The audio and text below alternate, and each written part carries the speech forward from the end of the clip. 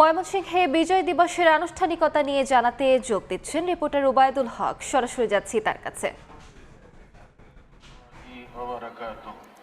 নানা আয়োজনে ময়মনসিংহেও মহান বিজয় দিবস উদযাপন করা হচ্ছে এবং আজকে সকাল থেকে সূর্যোদয়ের সাথে সাথে মূলত আজকের যে বিজয় দিবসের আনুষ্ঠানিকতা সেটি শুরু হয় এবং 31 বার তুপধ্বনির মাধ্যমে সেটি শুরু হয়।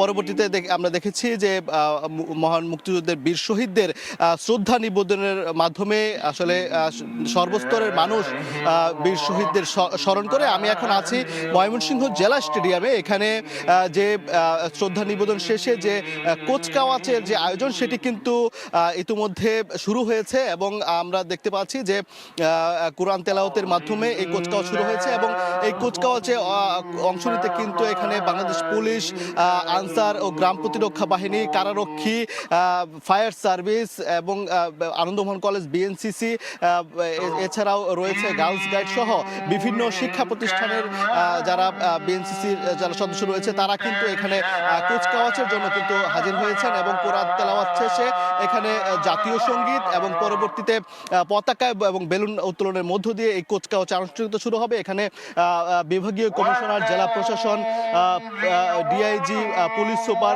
তারা এখানে উপস্থিত হয়েছেন এবং বিভিন্ন শিক্ষা প্রতিষ্ঠানের শিক্ষার্থীরা কিন্তু ভোরের কুয়াশা ভেদ করে কিন্তু এই জেলা স্টেডিয়ামে এসে হাজির হয়েছে সকাল থেকেই এবং অভিভাবক সহ বিভিন্ন শ্রেণী পেশার মানুষ কিন্তু আজকের এই কুচকাওয়াজ এবং শারীরিক কসরত দেখার জন্য কিন্তু এখানে হাজির হয়েছেন জেলা স্টেডিয়ামে এবং আমরা যেটি দেখতে পাচ্ছি যে এখানে শিক্ষার্থীরা, অভিভাবকরা এখানে এসেছেন এবং এই কুচকাওয়াজ এবং শেষে শারীরিক কসরতের মধ্য দিয়ে মহান মুক্তিযুদ্ধের যে বিভিন্ন দিক এখানে তুলে ধরা হবে এবং এর মাধ্যমে নতুন প্রজন্ম যাতে মুক্তিযুদ্ধের চেতনায় আসলে বেড়ে ওঠে এমনটি আসলে আয়োজকরা বলছেন।